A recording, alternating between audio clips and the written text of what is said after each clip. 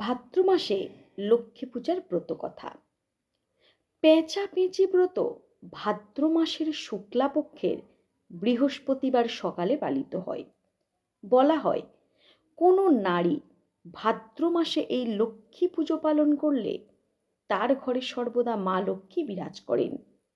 জেনে নেওয়া যাক এই ব্রতের পেছনে প্রচলিত কাহিনীটি কি। এক দেশে বিধবা বামনী বাস করতেন। তার একটি ছোট ছেলে ছিল। তারা খুব গরিব। কুড়িয়ে বাড়িয়ে যা পায় তাই দিয়েই তাদের চলে যায়। তাদের কুঁড়ে ঘরের সামনে একটা বটগাছ ছিল। বামনির ছেলে সেই গাছের নিচে খেলা করত। এক দুপুরে ছেলেটা উঠোনে খেলা করছিল। এমন সময় একজন ক্ষীরওয়ালা সেখান দিয়ে যাচ্ছিলেন।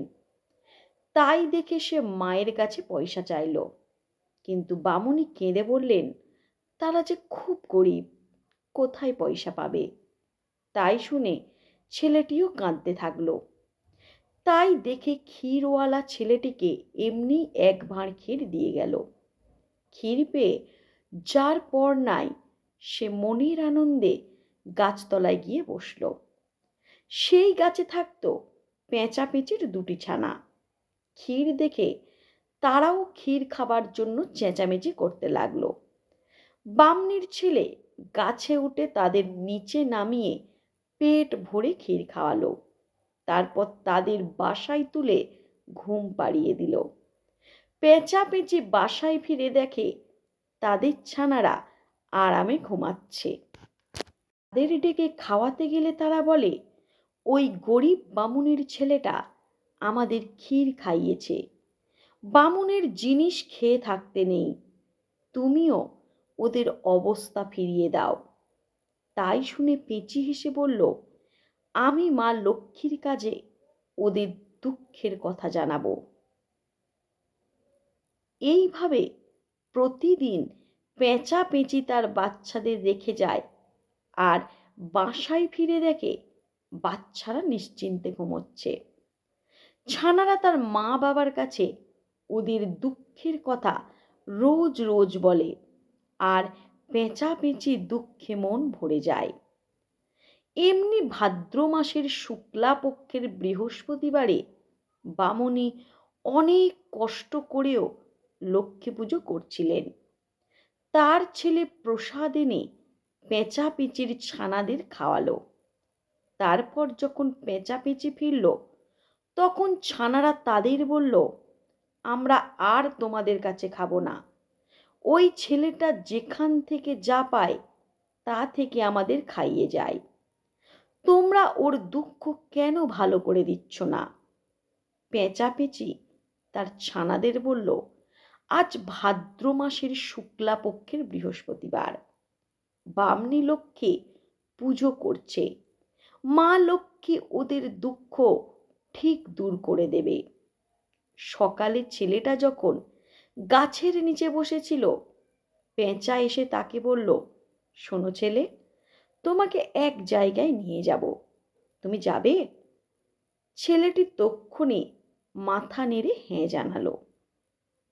পেঁচা পেঁচি তাকে বলল, তুমি ওই ডালটার উপর গিয়ে বসো, আমরা দুদিক দিয়ে ধরে তোমাকে উড়িয়ে নিয়ে যাব। যেখানে নামাবো সেখানে কেউ যদি তোমাকে সোনা ধন দৌলত দিতে চায়, তুমি কিচ্ছু নেবে না, শুধু বলবে তিল তুবড়ি দিতে।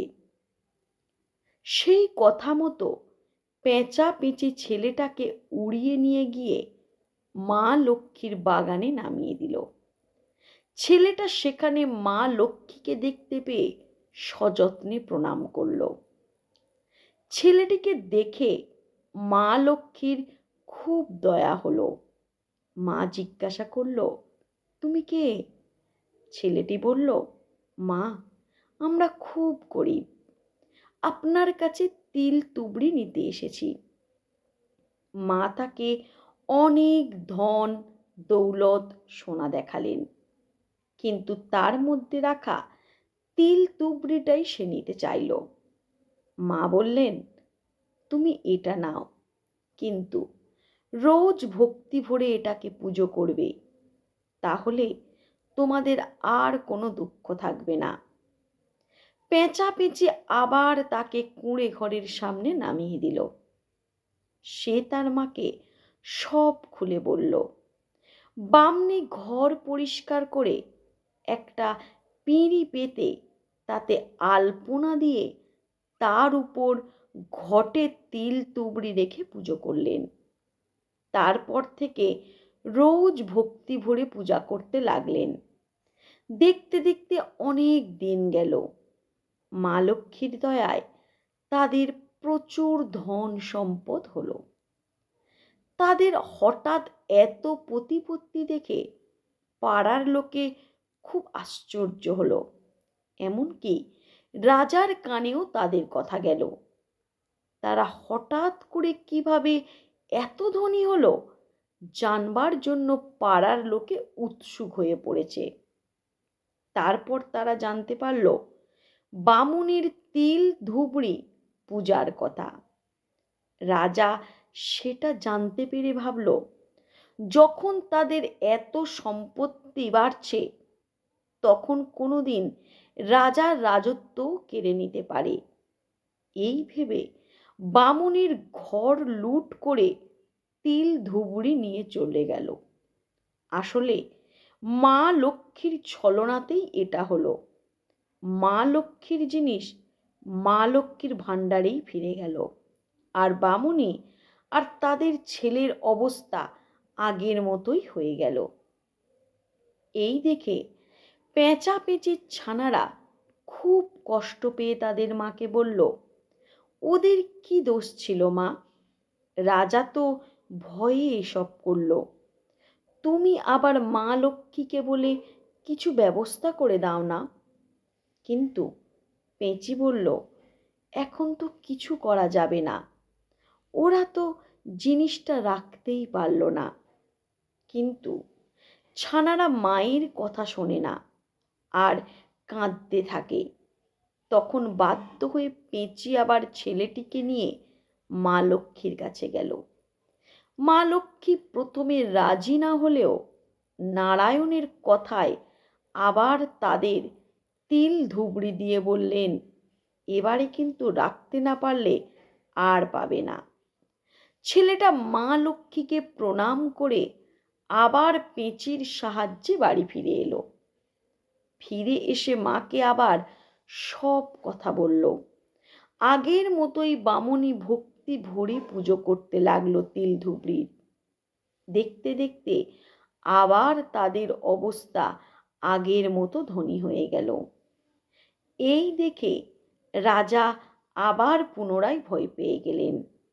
কিন্তু এবারে বামুনির ঘর লুট না করে বরং বামুনির ছেলের সাথে তার মেয়ের বিয়ে ঠিক করলেন। তারপর তাদের বিয়ের পরে ছেলেটিও মস্ত বড় রাজা হলেন, আর পেঁচাপেঁচির ছানাদেরও রোজ খাবারের বন্দোবস্ত করে দিলেন। তারপর এক সময় বামুনির যখন মৃত্যুকাল উপস্থিত হলো, তখন বৈকুণ্ঠ থেকে তার জন্য রথ নেমে এলো। বামুনি রথে উঠবার আগে বৌমাকে ডেকে ভাদ্র, কার্তিক, পৌষ আর চৈত্র মাসে মা লক্ষ্মীর পুজো করতে বললেন। বামুনি মারা গেলে ছেলে বউ খুব ঘটা করে তার শ্রাদ্ধ করলেন। তারপর তারা ভক্তি ভরে মা লক্ষ্মীর পূজা করতে থাকলো।